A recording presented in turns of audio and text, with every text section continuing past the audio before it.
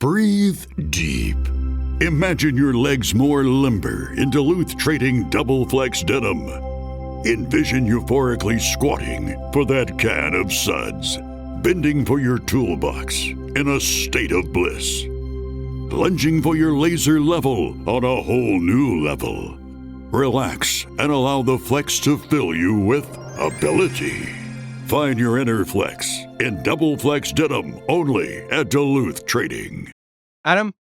Beau? I got another phone call from the Connecticut Police Benevolence Society group, and I'm convinced it's not them. I know it's not them because every time I kind of yell at them, they hang up and they don't threaten me with arrest. I keep getting these scam calls. It's not you. It was it's me. A scam. It's not.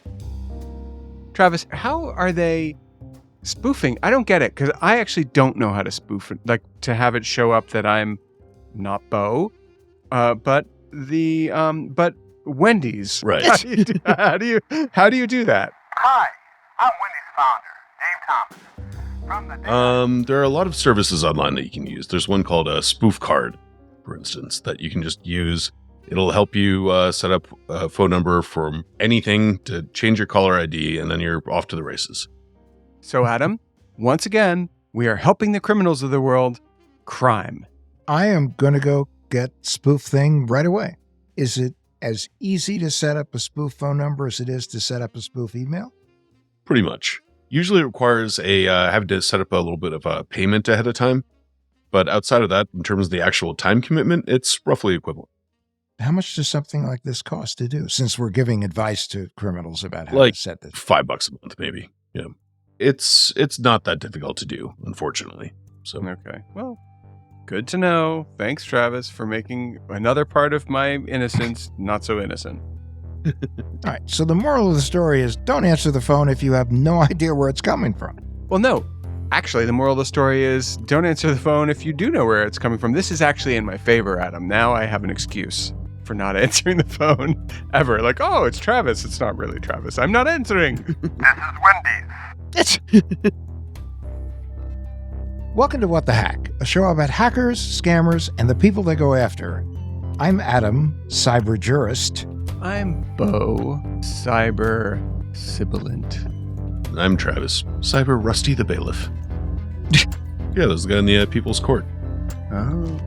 And today we hear from one of our listeners, Scott Munn, about his experience with an unexpected and ominous phone call.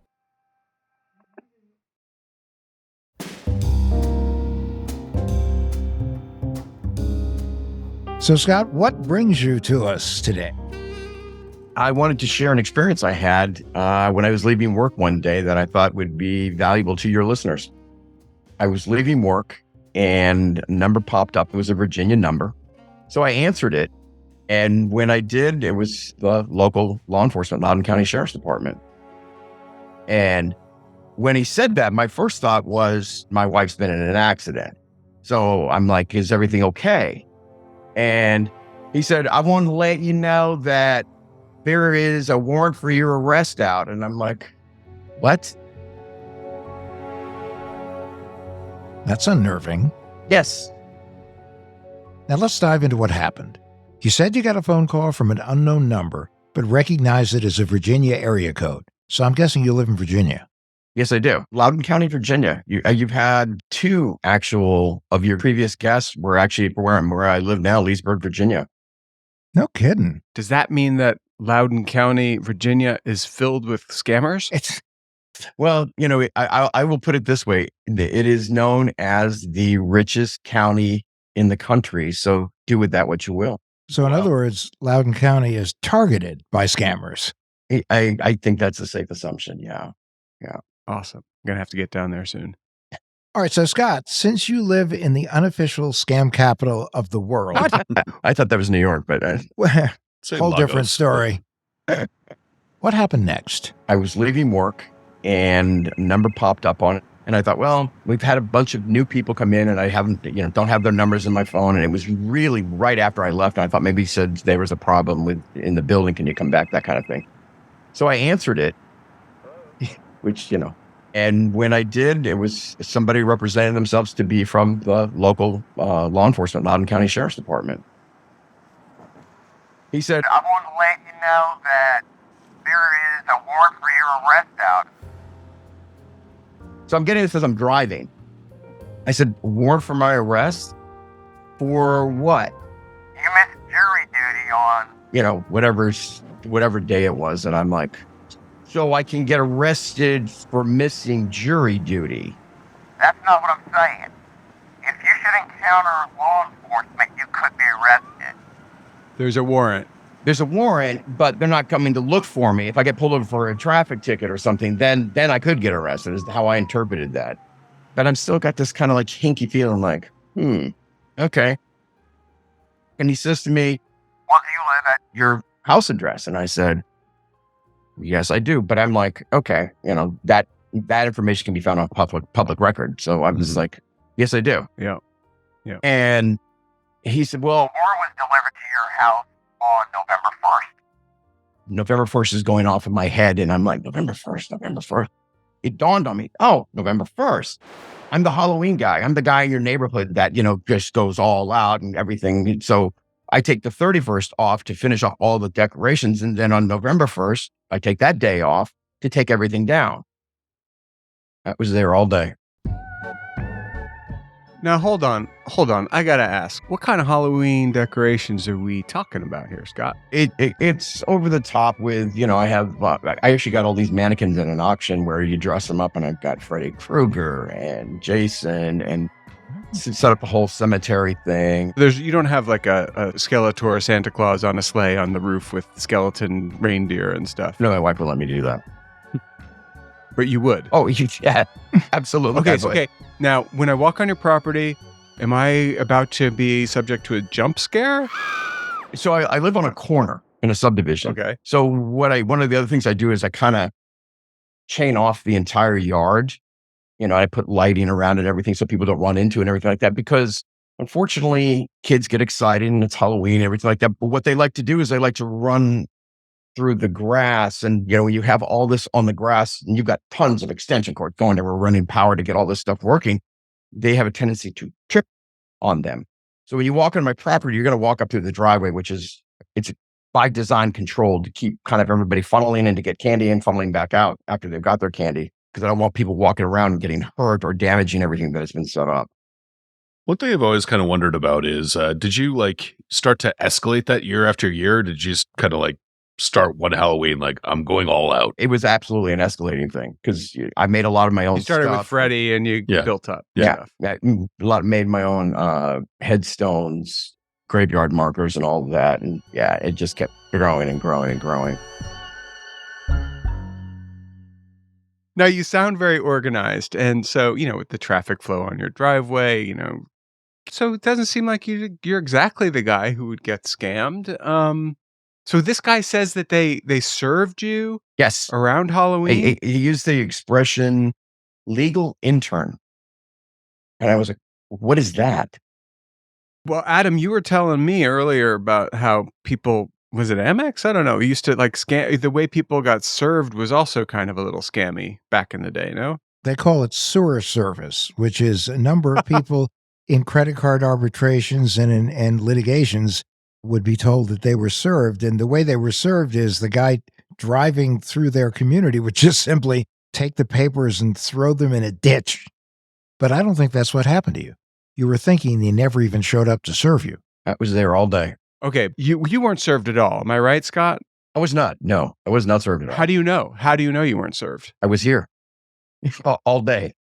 I was taking all the Halloween decorations down and packing them up. That's no small undertaking. Well, is it possible you took time out for a restroom break and you might not have heard the doorbell? Well, funny you should say that. However, my wife works from home. So between you and your wife, one of you would have heard the doorbell or a knock. When did the call come now? How many days after November 1st did the call come? So I discovered you guys, I want to say, it was the beginning part of this year. So it happened, I want to say, probably 3 weeks before I found your podcast. So let's say January, February timeframe. If you had only listened to the show a few weeks before the phone call. But okay, you're on the phone with a guy who says he's with the sheriff's department, but things aren't adding up. When did you realize what actually happened? he starts talking to me about this, Well, there's a way to clear this up. and I'm like, okay. He says, You can meet with a judge and explain to them why you missed this, and we can do it. Have you ever heard of Zoom? I have, yeah. He goes, Well, you put $200 deposit down. and as soon as that number went up, I thought of my kids because they're like, he's done. They had been like, if they were there, they were like, he's done. Dad'll drive 2 hours out of his way to verify with the sheriff's department that he's not, because he's not paying the $200. He wanted me to sell him the money. Wow, we got 2 scams in one almost. Yeah, exactly.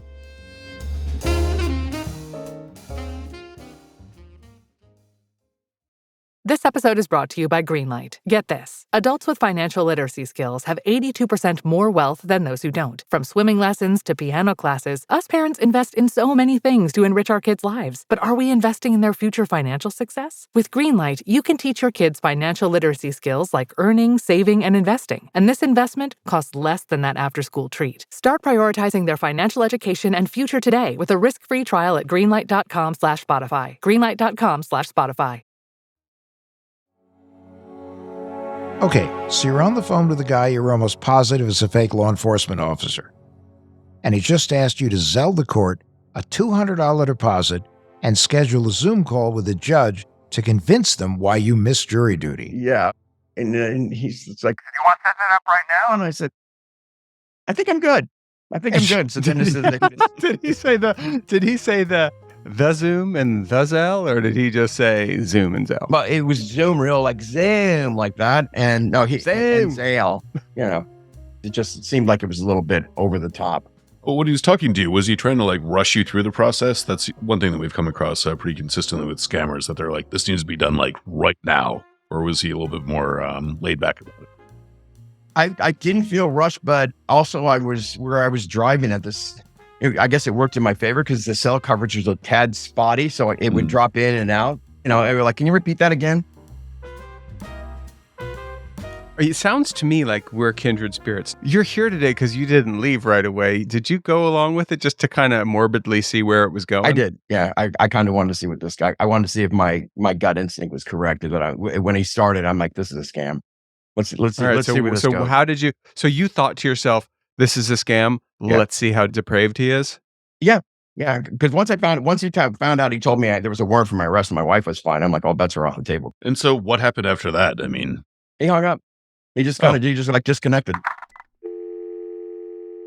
So I called my wife, and she happened to be getting her nails done. And I said, so I'm going to go to the sheriff's department just in case there's something out there, you know? And she was getting her nails done, and she's talking, and she got off the phone with me, and the woman sitting, I don't want to say like next to where she was getting her nails done, overheard the conversation. And she said, I didn't mean to overhear your conversation. She goes, but I actually worked for the office where they do jury selection. Have your husband call these people to verify. So small world, right? My wife calls me and said, she gave me the information. And I was like, wow, okay. So I called that office in Loudoun County, and I thought, man, it's late in the day. There's probably nobody there. Somebody answered the phone. She said, Oh, please tell me you didn't give him any money. I said, no, I didn't give him any money. She's like, okay. And then she began to explain to me that I was not the first person to call about this scam. Well, but think about how coincidence worked in your favor. It really did. A, you were supposedly served on November 1st when both you and your wife were at home all day, and neither of you heard nor saw anyone anywhere near your house because nobody was. B, your wife just happened to be getting her nails done next to a woman who overheard your conversation and said, wait, I actually worked for the office where folks are responsible for jury duty notices, and here's the right contact information. C, you called them late in the day, and to your surprise, someone answered the phone who confirmed your suspicions. You just weren't convinced, and all of these things work together. Most people don't like jury duty. I mean, it's not, I get it. Like, I saw the Bill Moyers video when I did it, and it made me feel like, yeah, it's pretty cool to be an American, isn't it? But I didn't want to be there. And I had other stuff to do. And if somebody called me up, I'll tell you another scam if you're listening out there for ideas, scammers. just say that you for $100, I don't have to do it. I'll give you $100. Judging. Yeah, I ended up on 2 juries, and I would have happily paid $100 to get out of those.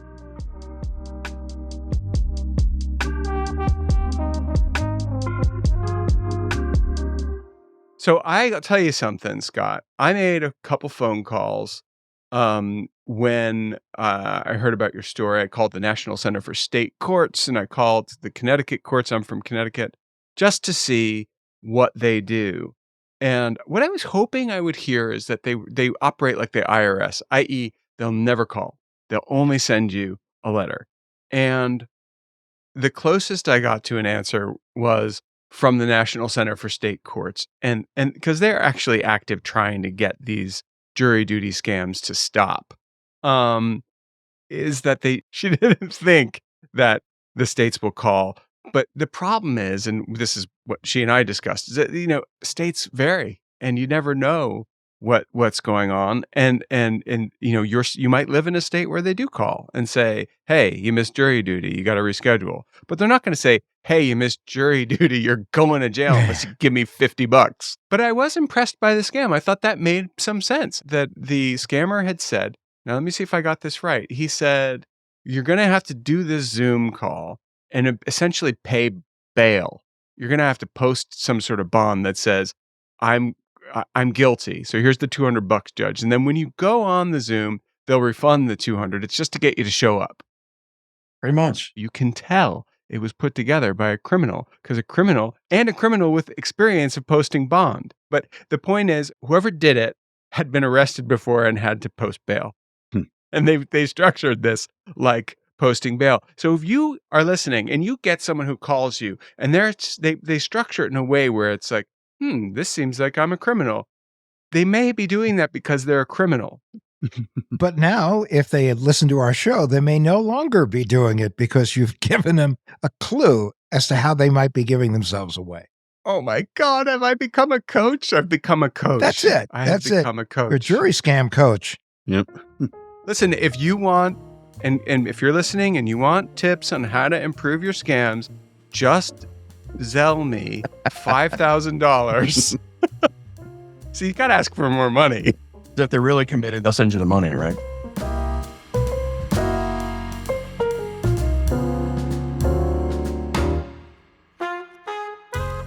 The good news is you figured out it was a scam. Let's look at a few of the ways you might have, or other people might be tricked. So first of all, did the caller ID say anything? It just said it was from Manassas, Virginia. It didn't say, like normally when you get a call from somebody that's official, normally it'll populate on your phone with saying, Loudoun County Public Schools or Loudoun County, whatever, it didn't say that either. Did not say that. No.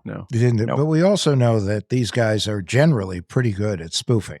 And he threatened you, right? He said basically a warrant's been issued for your arrest and somebody could be coming to get you, right?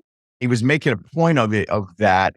He kept saying that if I came in contact with law enforcement, I could be arrested. This is exactly, okay, we have point number 2 of a person who's a criminal thinking like a criminal. So this guy had warrants out on him, or gal, or whatever, had warrants out.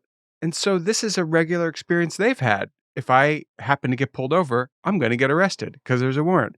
So again, here's a criminal thinking like a criminal. And it was just strange to me that he just kept emphasizing that point when I say, so I'm going to get arrested. What a numbskull. So this guy's trying to put the squeeze on you, right? Even though it could have been a gentle squeeze, he's trying to put the squeeze on you. Mm-hmm. Did the payment demand come right away? I literally, I'm like, so I have to go over this again. You're telling me that because I missed jury duty, I could get arrested. And we went back and forth on this a couple of times. I'm like, this just doesn't make sense to me. Okay. So then it's like, well, you can clear here's the light at the end of the tunnel. You can clear this up. Oh, thank God. Oh, what do I need to do? I was really, that was my real question was like, please save my life here. Yeah. What do you got? It's like you're driving down the street and the guy, and they pull you over and you go, so officer, would $100 toward your favorite charity help me out here? It's like, you're under arrest, boy. No, Adam. Bad Adam. Needed to be 500, and then it all goes away. 5,000.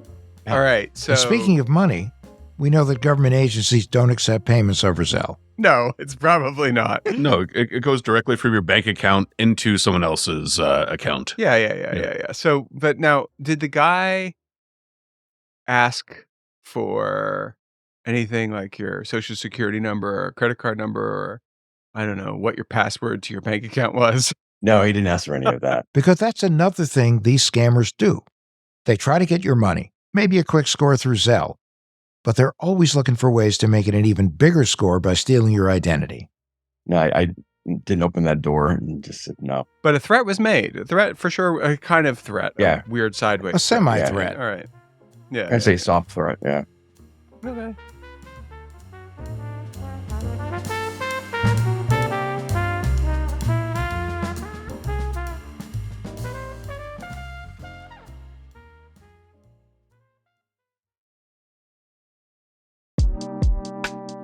Well, I am very happy about the fact that you did not get scammed. I didn't think it was necessary for you to point out that you had not been a listener to our show for very long when you evaded the scam. That didn't seem like necessary information. Actually, I found out about you all from another show. They mentioned you should check the show out. And I was like, oh, I'll go over. And then I was like, oh, great. So Let this be a lesson. If you listen to our show, you can hopefully avoid similar scams. This has been a lesson in humility to hear that our show did not help Scott Munn one bit. Let's say we clarified things for Scott after the fact.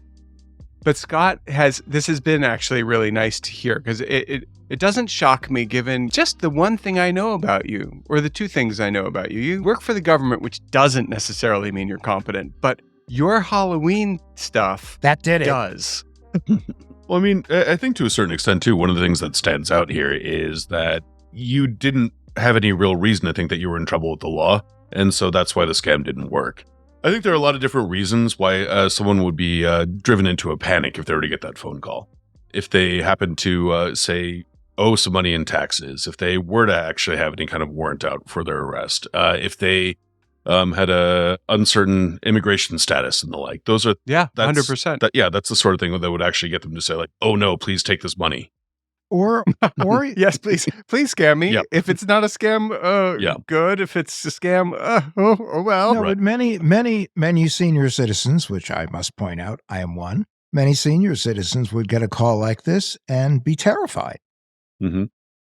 that's very true. That's very true. But I think you also nailed it with how, say you move to a different state and maybe in the state you move from, they do arrest you for missing jury duty. So that could be to them legitimate. Like, oh, wow, I didn't know, now you're scared. Where some states don't arrest. And remember also that in a lot of states, it's done by the county. Yes. And it doesn't necessarily mean that every county does the same thing in a state. So you have different states, different rules, different counties, different rules. Yeah, but I mean, it's not like there's no Bryansk region here. We're not Russia. I don't think that, screw you, Putin, if you don't like it. Anyway, so we don't live in a country where I think people get arrested for that stuff, at least not right away. Although there was that time I did serve on a grand jury and was, I think, almost arrested. Did you serve on it or did they ask you to serve on it? No, I was on it, and then I said something they thought was lamentable, and so they lamented, and then their form of lamentation was a threat to throw me in jail. Well, grand jury is a whole different ball of wax from. All I said was What? that prosecutor seems to have it out for that homeless man who probably didn't do anything. She's just showing off, and I'm going to say not guilty about everyone today. That's all I said. Beau Friedlander, voice of the people. Jury nullification is a thing. In other words, I just would like everyone to know who's listening, that is contempt of court, and you shouldn't say it if you're on jury duty. Well, one of the other things that we're talking about, too, is that if you live in Northern Virginia, as we said, there is a bit of a cultural disconnect there.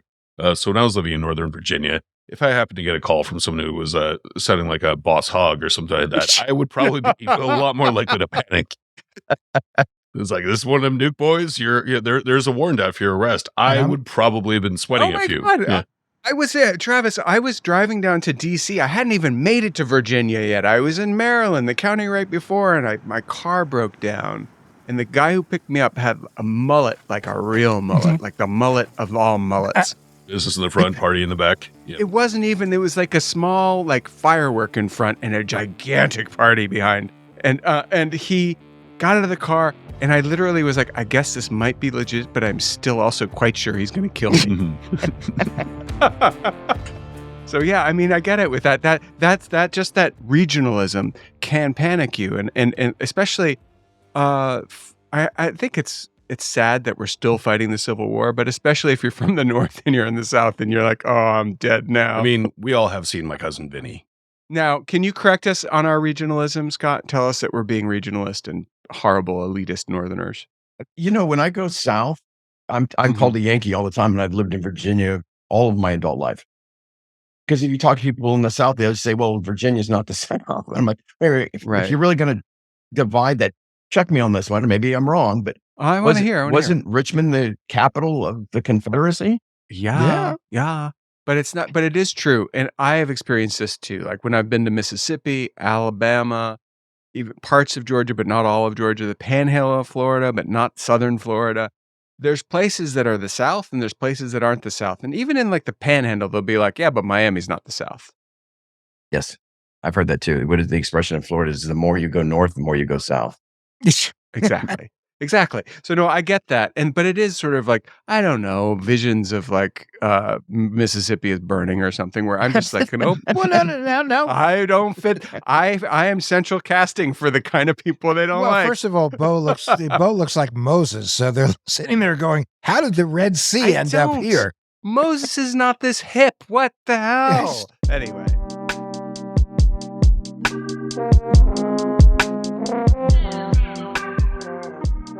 But anyway, listen, the good news, Scott, is that you erred on the side of caution, which unfortunately a lot of people don't. And frugality.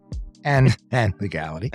And, anytime people get a phone call where there's a demand or they're asking for personal information, money, any of that stuff, and a threat, it's just hang up. It's a scam. It's just not what people do. Yeah. Yeah. And my only regret too was that I answered the phone because I do live by that rule of if I don't recognize it, they'll leave a voicemail. And this was your cell phone, right? This was not your Correct. Office phone. No, it was my personal phone. Gotcha. Well, that's a good rule of thumb. If it's important, they'll leave a message. And unfortunately, we find that some people leave messages telling people to call back and press this number. That's a scam too. So you have to be careful. And the other thing, Adam, is if you're getting arrested, they're going to write to you a few times. It's not like nobody ever on this kind of thing, you get slow arrested. You get really slow arrested. And so if you miss jury duty, go ahead and miss it. You know what? You're just going to get a letter saying you missed it, you palooka, and you got to do it again. You got to do it. There's no getting out of it. Well, speaking of that too, I do think one of the other things that sounds like a red flag is that $200 is kind of in the sweet spot for a scam. That's something for a lot of folks. That's not going to be financially ruinous, but that sounds like it's also believable as a fine. Sure. It's believable. And this guy, like with his little outstanding warrants and all the things that like informed his little imaginative journey on how to con somebody, that's about what he probably owed is $200. Now it's $700 because he's a degenerate. But but that's like 5 minutes out of the day for a scammer. And what you're trying to pay that $200 for is maybe hours and hours and hours and hours of hassles later on. So anyway, Scott, you're a stallion. Thank you for sharing your story. And hopefully people who are listening will say, I'm not going to fall for that. Thank you. So this was a blast. I appreciate you guys having me. Sure. And thanks for reaching out. Absolutely.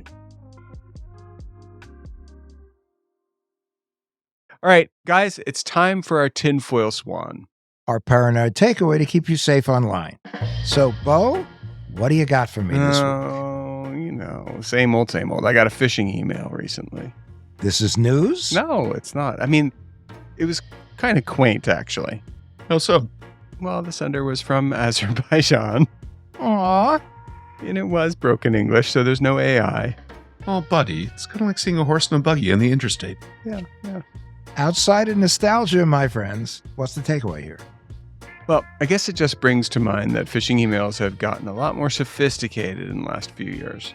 Which means that folks have to be a heck of a lot more suspicious about what pops up in their inbox. Definitely. I mean, back in the day, the two biggest red flags for phishing emails were that they were from a weird email address. Azerbaijan? I don't even know her.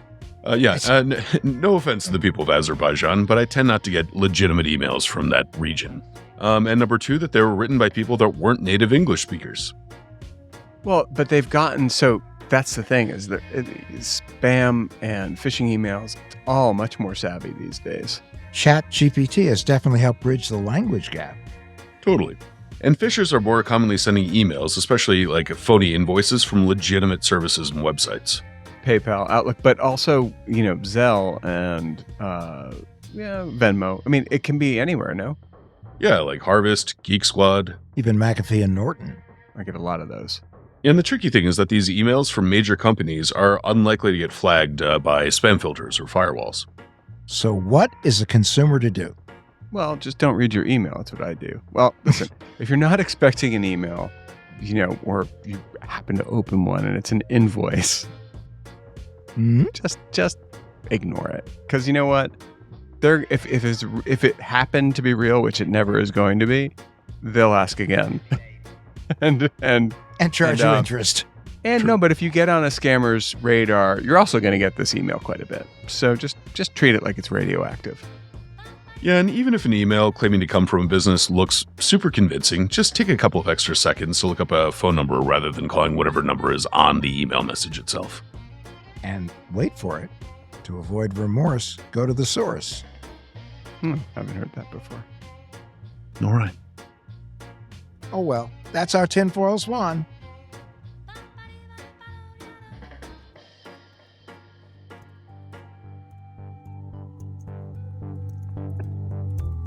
What the Hack with Adam Levin is a production of Loud Tree Media, produced by Andrew Stephen and Travis Taylor. Our executive producers are Beau Friedlander and Adam Levin. That's me. You can find us online at adamlevin.com and Instagram, Twitter, and Facebook at Adam K. Levin. Come back next week. And rate and review. It really helps people find the show.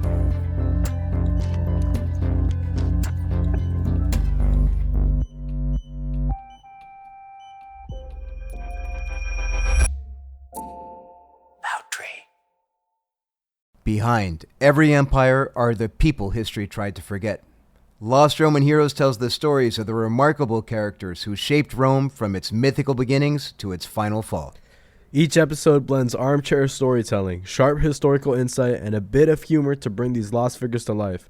From generals to scientists, from rebels to empresses, from priests to politicians, these lost Roman heroes have one thing in common. They stood up for civilization when the bad guys threatened, and in doing so, they changed the course of human history. If you're into history that's vivid, surprising, and deeply human, this show's for you. Behind every great meal is a person with a story to tell. Hear them on Culinary Characters Unlocked, the podcast that reveals the lives behind the food. Hosted by me, David Page, Emmy Award-winning journalist and creator of Diners, Drive-Ins, and Dives, as I talk with everyone from culinary legends to mom-and-pop standouts about the creativity, grit, and passion that shape the food we love. Follow Culinary Characters Unlocked on Apple Podcasts, Spotify, or wherever you get your podcasts.